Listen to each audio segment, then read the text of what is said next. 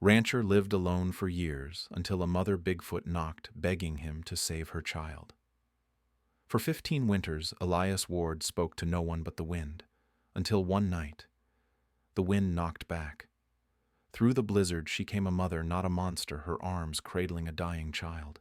He could have turned her away, but mercy whispered louder than fear. By the fire, he cleaned the wound, and the child breathed again. And when their eyes met, he saw it, the same love he'd once known, the kind that never dies, no matter the shape it wears. When morning came, they were gone, only footprints in the snow, and peace in his heart. That night, Elias learned even in the wildest places, mercy still lives. Before we begin, take a moment to comment the name of your city. Where are you watching from tonight? And when the story ends, don't forget to rate it from 0 to 10. The year was 1889, deep in the heart of a Wyoming winter. A blizzard howled across the plains, swallowing fences, horses, and every whisper of life. Inside a small wooden cabin, Elias Ward, a widowed rancher, sat alone by the fire. The glow of the flames danced over his weathered hands, and the empty chair across from him, a ghost he never spoke to anymore. Then, through the roar of the wind, came a sound that didn't belong, 3 heavy knocks against the door. Elias froze. Another knock, slower, weaker, like someone pleading. He grabbed his rifle and opened the door. The wind exploded inward, scattering ash and snow, and there she was, a towering mother Bigfoot fur matted with ice, clutching a limp, dying child. She didn't snarl. She only knelt and laid the child at his feet. In her eyes, Elias saw no beast, only desperation, only mercy calling out through the storm. Part 1. Mercy by the fire. The door slammed shut behind them, sealing out the scream of the storm. Elias Ward leaned his rifle against the wall, his breath shallow with disbelief. For a long moment he simply stood there, staring at the 2 beings huddled by the door, a towering mother Bigfoot, her chest heaving, and the small, motionless bundle in her arms. The cabin was dim, lit only by the trembling fire in the hearth. The woman no. The creature crouched low, uncertain whether to flee or fight. Steam began to rise from her fur as the snow melted, dripping into small puddles that spread across the wooden floor. Elias could smell the wet earth and the faint iron scent of blood. He took 1 step forward. The mother tensed, clutching her child closer. Elias raised his hand slowly, voice rough but steady. "Easy now. I ain't gonna hurt you." The Bigfoot's golden eyes flickered toward the fire, then back to him. The child gave a weak, rattling breath so faint that Elias's chest clenched. He knelt down the floor, cold against his knees. "He's dying," he murmured. He didn't know why he said it. She couldn't understand English, not in words, but something in her gaze told him she understood everything else. Without thinking, he reached forward. The mother hesitated, then loosened her grip just enough for Elias to lift the child. The small body was heavy, with soaked fur skin hot beneath his hands. Fever, infection, death waiting on the doorstep. Elias carried the child to the hearth and laid him on a pile of blankets. He tossed more logs onto the fire, the flames flaring to life with a crackling roar. His hands moved by instinct, water rags, an old tin of salve. He hadn't used it since his wife's last winter.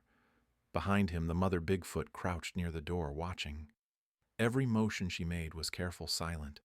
The storm howled against the windows, but inside the world had narrowed to the sound of the child's shallow breathing and the fire's whisper. Elias boiled water, poured it into a bowl, and dipped a rag inside. Steam coiled into the air as he pressed it gently against the wound, a gash running deep along the child's side. The smell of infection hit him hard. "Damn," he muttered, grabbing herbs from a jar and crushing them between his palms. When he turned, the mother had edged closer. Her massive hands trembled, claws scraping softly against the wood. For the first time, Elias saw her face clearly. Not monstrous, not wild, but weary. The look of something that had fought too long, lost too much. He handed her a bowl of water, gesturing for her to drink. She looked at it for a moment, then at him. And then, to his astonishment, she pushed the bowl toward the child instead. The little one stirred weakly. The mother dipped a clawed finger into the water and let it drip against the child's lips. Slowly, the boy drank. Elias felt something in him break, not from fear, but from recognition. That gesture, he'd seen it before. In another winter, another cabin, when his wife had held their fevered son and whispered his name long into the night. They'd buried the boy beneath a cottonwood tree the next morning. He swallowed hard, forcing the memory back down where it belonged.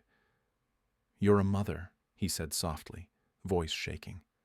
"Just a mother." Hours passed. The storm raged outside, rattling the shutters like angry spirits, but inside there was warmth, fragile and flickering like a candle in a long, dark tunnel.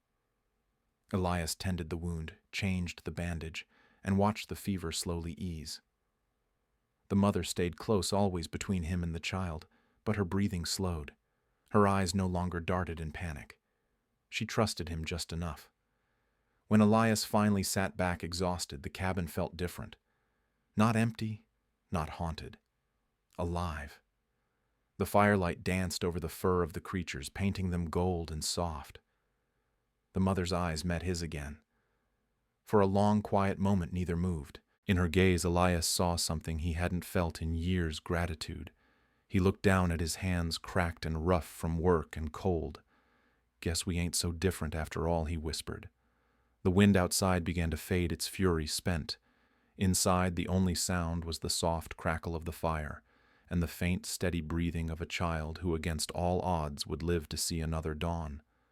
Elias leaned back, staring at the ceiling beams above. His heart, long frozen by solitude, began to thaw, one ember of mercy at a time. Part 2. The Longest Night. The storm showed no mercy. For 2 straight days the wind tore across the valley, shaking the walls of Elias Ward's cabin as if trying to rip it apart. Snow piled high against the windows, sealing the world in white. It was the kind of storm that silenced everything except the crackling of fire and the slow, careful breaths of the living inside. 3 souls now shared that silence: a man, a creature, and her child. Elias stirred the fire, adding another log, watching the embers glow like tiny suns in the dark. The small Bigfoot lay near the hearth, wrapped in wool blankets, chest rising and falling in shallow rhythm. The mother sat behind him, her massive frame hunched low, golden eyes fixed on every move Elias made. He could feel her gaze, heavy as the snow outside. Even when he turned his back, he knew she was watching, measuring, weighing, waiting. He didn't blame her. Trust wasn't built easy out here. From the corner of the room, his old hoarse whisper shifted uneasily, stamping a hoof against the wooden floor. Elias rose, brushing snow from his coat, and crossed to the stall. "Easy, girl," he murmured, placing a rough hand on her neck. The horse's breath fogged the cold air, eyes darting toward the Bigfoot mother. "She won't hurt us. Not tonight." He wasn't sure if he was trying to calm his horse or himself. Elias opened a tin and poured oats into the trough. He could feel the creature's eyes follow him every step, deliberate and slow. When he turned, he caught her watching the motion of his hands. The suspicion in her stare wasn't anger anymore. It was caution edged with curiosity. He pointed to himself. "Elias." Then, after a pause, to her. "You—" Of course there was no answer. Only the faint crackle of the fire and the steady hiss of wind through the cabin's seams. Still, she blinked slowly, her head tilting slightly, as if she understood that this man, this strange, lonely creature, meant no harm. Hours passed like that, stretched thin and quiet. The rhythm of survival took over. Elias boiled water, cleaned the wound again, and split what little dried meat he had left into thirds. When he pushed a plate toward her, she didn't touch it at first. Her focus was still on the child, still guarding. But when the little one stirred, she broke off a piece and pressed it gently into the child's mouth. Elias watched the firelight painting soft gold across her fur. She wasn't a monster. She was something older. Something pure, a mother trying to save her young. Later, when he stepped outside to fetch more wood, the cold hit like a hammer. He had to push the door hard against the snowdrift, and the wind nearly took it from his hands. For a brief second he thought she might attack, mistaking his leaving for betrayal. But when he turned back, she was still there, crouched low beside the child, watching him go. He trudged to the pile, hacking frozen logs apart with his axe. Each swing echoed through the storm like gunfire. Somewhere beyond the tree line, wolves howled long, mournful notes carried on the wind.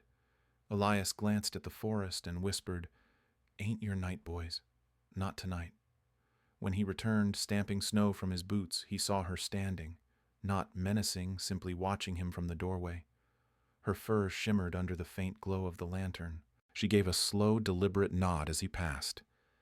It was the smallest thing, no words, no sound, but to Elias it felt like a bridge, the first fragile connection between two worlds that were never meant to meet. He placed the logs by the fire and sat down again, rubbing his palms together for warmth. The storm roared, but it no longer sounded like loneliness. It was a lullaby for those who'd survived another night. The child stirred in the blankets, giving a soft, rasping sound that might have been a breath or a dream. The mother shifted closer, wrapping her massive arm around the small body, pulling him near her chest. The sight struck Elias like lightning. He had seen that before. Years ago in another cabin, another fire, another small life fading in the dark. His wife Clara cradling their fevered son through the night, her hands shaking, lips whispering prayers to a God who didn't answer fast enough. He'd buried them both before the first thaw. He hadn't prayed since. Elias's throat tightened. He reached for his coffee pot but stopped halfway. The motion didn't matter. Nothing could steady what rose inside him. He looked at the mother's face, the way she held her child with such desperate tenderness, and something cracked open deep in his chest. "You'll make it, little one," he whispered hoarsely. "You'll see spring yet." The creature didn't react, but her breathing softened. Her golden eyes flicked toward him once, briefly acknowledgement, maybe even gratitude. The fire popped, sending sparks into the air. Elias leaned back against the wall, letting the warmth sink into his bones. Outside, the wind screamed, dulled to a steady hum, as if the storm itself was tired of being angry. Inside that cabin, for the first time in years, Elias didn't feel alone. He felt the pulse of life all around him, the rhythm of three hearts beating in the same fragile space, man, beast, and child, bound not by words but by something older and truer, the will to keep another soul alive. He looked once more at the pair sleeping by the fire. The child's chest rose and fell with steadier rhythm now. The mother's massive hand rested protectively over his small frame. Elias smiled faintly. "Guess we're all just trying to make it through the night," he murmured. The flames swayed low, painting the cabin in gold and shadow. The wind sighed through the pines, and somewhere beyond the storm, the first hint of dawn waited unseen. Part 3. The Hunter's Ride. In 2 days after the storm, the world outside the cabin had changed. The snow no longer fell. Instead, it glittered beneath a weak, wintry sun. The pines stood heavy and silent, their branches sagging under the white weight. For the first time in a week, Elias Ward could see beyond his own yard, down the slope toward the frozen valley where the world began again. He stood on the porch pipe in hand, watching the breath rise from his horse's nostrils. The air was sharp and clean. Inside, behind the window, the Bigfoot mother dozed beside the fire, her child curled against her chest. Both of them were breathing steady now. The wound had closed. The fever had broken. Against all odds, they had survived. Elias let out a long, quiet sigh. "Guess you two made it through," he whispered. Then he heard it faint at first, like thunder rolling over the hills. Hooves. He straightened, squinting toward the valley. 2 dark figures rode through the snow, their horses leaving narrow trails behind. They weren't ranchers. Their coats were too clean, their movements too stiff. Strangers. Elias's stomach tightened. He flicked the ash from his pipe and stepped back inside. The mother Bigfoot stirred instantly, her golden eyes flashing open. She could sense the change in the air, the way even silence felt different now. Elias raised a hand slowly. "It's all right," he said. "Just stay quiet." He reached for his rifle but didn't load it. Not yet. Minutes later, boots crunched on the frozen ground outside. A knock came firm, practiced. Not desperate like hers had been that night. "Mr. Ward," a voice called. "Government trackers, sir. We're looking for a wounded animal reported in this area. Mind if we ask a few questions?" Elias took a breath, rolled his shoulders, and opened the door. Two men stood on the porch, both tall, both too clean for ranch work. Their coats were green like Forest Service uniforms, but the patches were wrong, the badges dull and unmarked. The taller one had a buzz cut, and a face chiseled from stone. The other hung back, scanning the tree line with restless eyes. Elias leaned against the doorframe, keeping his voice steady. "What kind of animal, Bear?" said the tall one. "Big one.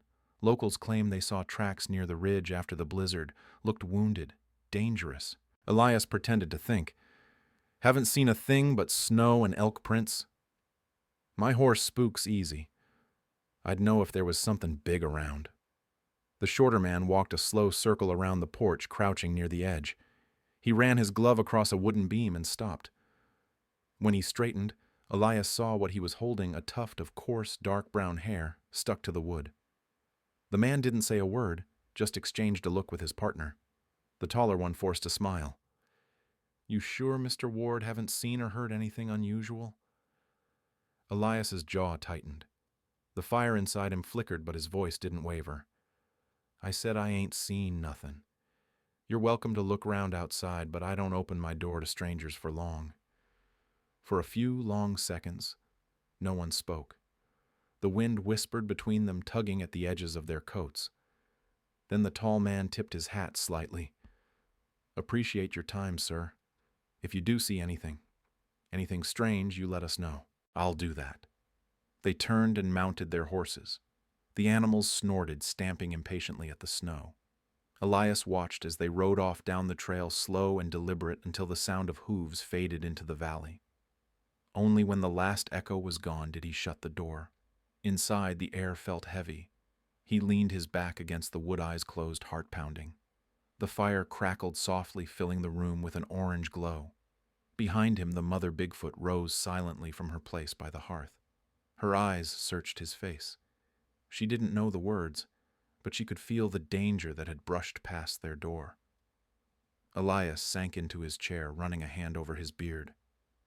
"They ain't after a bear," he muttered. "They're after you." The creature stood still, her child still asleep in her arms. She watched him with something that might have been understanding, or maybe it was just the raw instinct of a mother sensing threat. Elias looked around the cabin. For years it had felt like a tomb, a place where time stopped, where silence sat heavier than grief. But now, for the first time, it felt like something else, a refuge, a sanctuary. He threw another log into the fire and turned to her. "You're safe here," he said quietly. "Long as I'm breathing, no one's taken you." The mother blinked slowly. The flames reflected in her eyes like tiny stars. Outside, clouds gathered again, promising another long night. But Elias didn't feel the cold anymore. He sat near the fire, watching its light dance across the walls, and felt something stirring deep inside him, a purpose he thought he'd buried with his past. The world beyond his door might still be cruel, still full of men who hunted what they didn't understand. But here within these walls, there was peace, fragile, trembling, but real. Elias took his rifle, checked the chamber, and leaned it beside the door, just in case, he whispered. Then he turned back to the fire. The mother Bigfoot had settled again, her massive hand draped protectively over her child. Elias watched the rise and fall of their breathing, steady and calm. The warmth spread through the room, chasing away the ghosts that had haunted it for so long. He closed his eyes and let the sound of the crackling fire fill his ears. For the first time in years, he wasn't waiting for something to end. He was guarding something worth keeping. Part 4. The farewell in the snow dawn crept slowly across the Wyoming valley, quiet and golden after the long, merciless storm.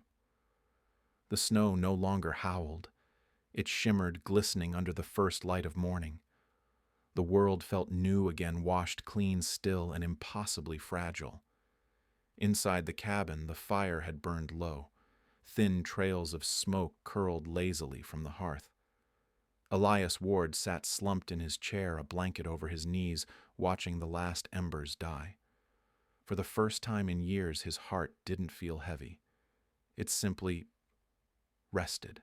The child stirred near the fire wrapped in the old wool blankets Elias had once used for himself.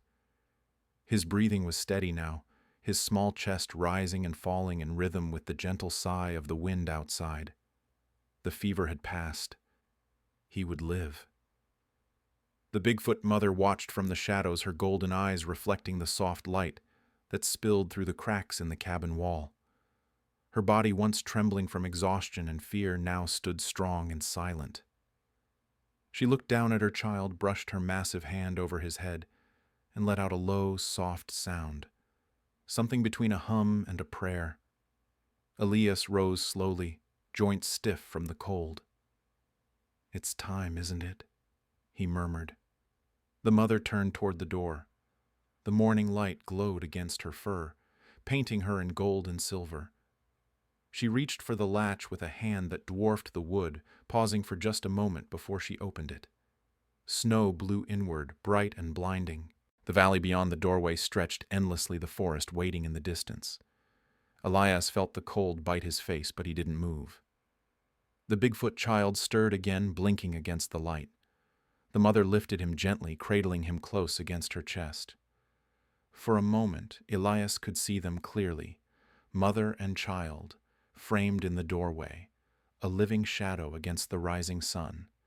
Then, without a word, she turned back toward him. In her other hand she held something small, a piece of wood carved roughly but with care. She crouched low and placed it on the floor near the door. Elias knelt to see it.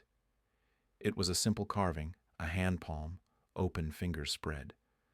The lines were uneven, the edges chipped, but the meaning was clear. Gratitude. She was leaving him a sign, a gesture older than words. Elias's throat tightened.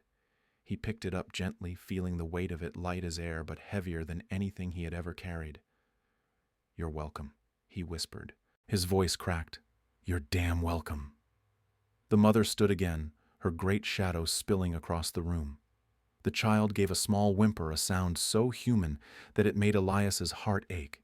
She turned to the open door, but before stepping through, she paused. Elias moved closer, standing in the threshold beside her. The wind whipped at his coat, tugging it out behind him. The world beyond was vast and white, the trees glinting with frost. "You'll find your way home," he said softly. "You both will." The mother turned her head just enough for him to see her face. Her eyes, golden deep and calm, met his.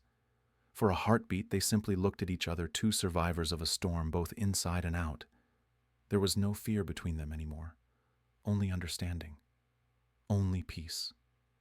Then she stepped forward, her great feet pressing into the snow with slow, deliberate grace. The child nestled closer to her chest, his small hand gripping the fur at her shoulder. Elias watched as they moved away from the cabin, their shapes fading into the forest. The morning sun stretched across the land, long beams of light cutting through the mist. The snow sparkled like glass under their feet, each step leaving a deep print that filled quickly with drifting flakes. Elias followed them to the edge of the porch, bareheaded despite the cold. His breath rose in clouds. The air smelled of pine and smoke and new beginnings. He watched until their forms blurred into the trees, two dark figures swallowed by the white silence of the pines. Then, one by one, their footprints softened, filled, and vanished. For years, Elias had hated the quiet. It had been his punishment, his ghost, every creak of the cabin, a reminder of the life he'd lost. But now, standing in that silence, he didn't fear it. He embraced it. The stillness wasn't empty anymore. It was sacred. He looked down at the small wooden carving in his hand, his thumb tracing its uneven edges. He could almost feel the warmth of her touch in the grain, the gratitude left behind in its shape. "Thank you," he whispered to the wind, though he didn't know who he was, thanking the creature, the child, or something greater that had guided them to his door. Snow began to fall again, soft and slow, dusting the porch, the roof his shoulders. The light grew warmer, turning the valley into gold. Elias stood there until the last trace of them was gone. When he finally went inside, the cabin felt different. Not lonely, not hollow, just quiet in a way that felt right. The fire crackled faintly, the scent of ash and cedar thick in the air. He set the carving on the mantel above the fire where the morning sun touched it. Then he sat back in his chair, staring at it for a long time. A man who'd once lived for nothing now had something to remember. Not a miracle, not a myth, but a moment of mercy shared between two beings who shouldn't have met at all. As the day rose over the valley, Elias whispered to himself, "Guess we both found our way home." Outside, the wind carried his words into the forest, and if you listened closely, you might have heard another voice answering deep and soft and fading into the snow. Part 5. The Gift Returned. Weeks passed, and the grip of winter slowly loosened over the Wyoming frontier. The days grew longer, the light softer.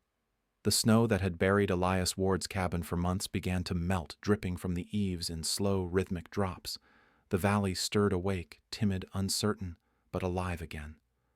Elias moved through his days as he always had, feeding the horse mending tools, tending to the fire. Yet something had changed. The silence around him no longer pressed like a weight. It breathed, it waited, it listened. Then, one morning, he opened the door and stopped. There on the porch sat a small bundle carefully arranged. A handful of fresh berries, still red and plump despite the cold, lay beside a sprig of wild herbs and a single gray feather tied neatly with a blade of grass. Elias frowned at first, confused, then smiled, slow, disbelieving, like a man waking from a dream. "Well, I'll be damned," he murmured, kneeling down. "You remember?" He looked toward the tree line, but the woods gave nothing back except the soft hum of the wind. Still, he could feel it, a presence watching. The next morning there was another bundle. This one held small, smooth stones and the dried petals of wildflowers, the kind that didn't bloom this early. A third day, another gift, a tiny carved stick tied into a circle with strips of bark.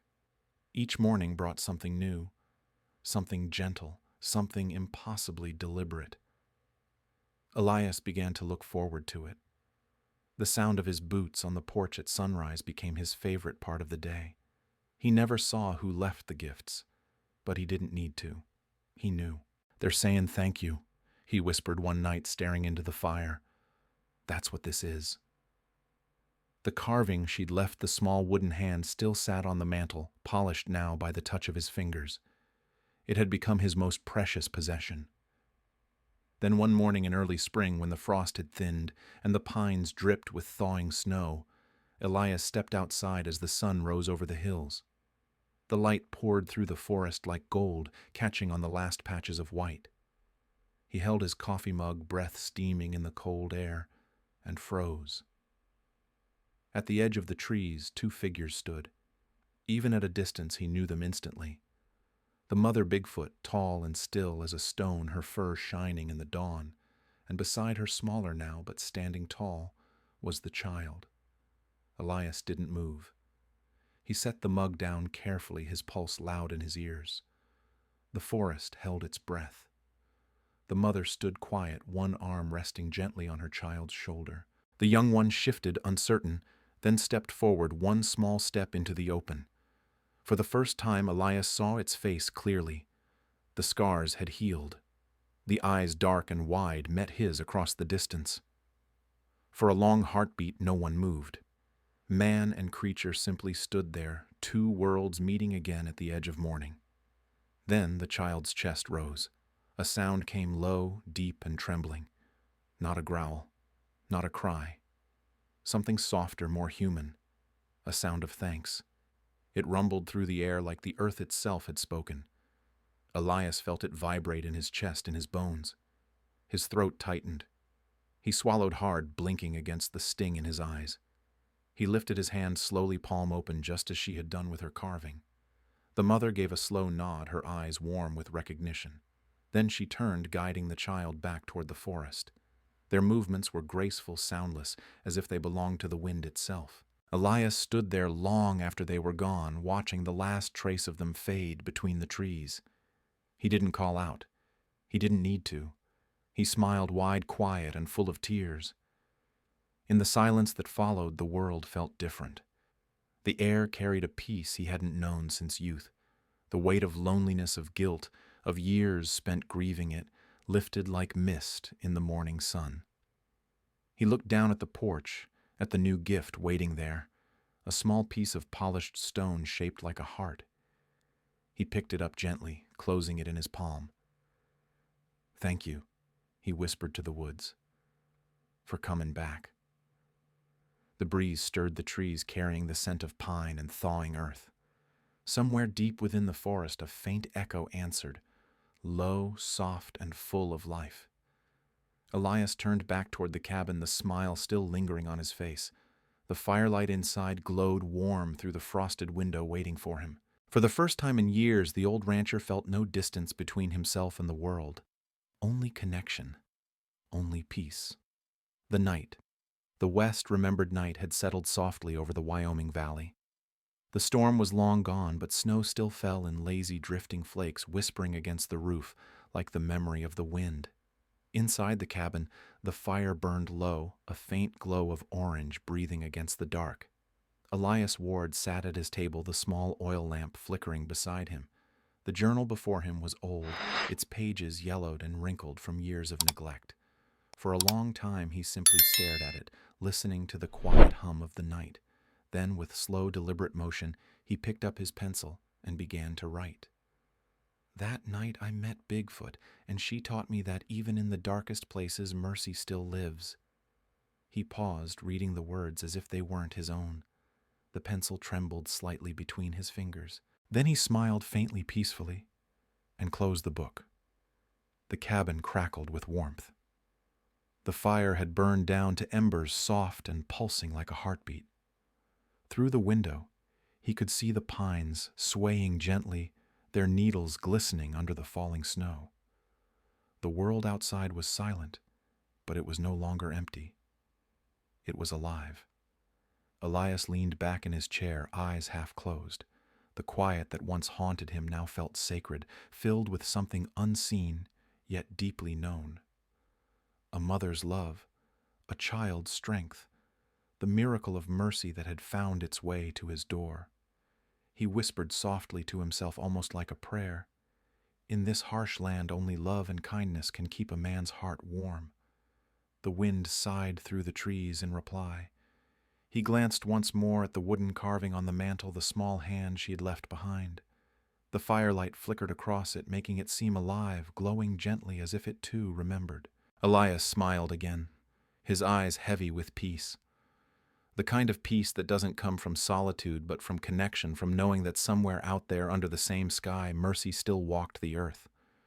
He took one last deep breath, letting the warmth of the fire lull him toward sleep. Leave a comment and rate it from 0 to 10.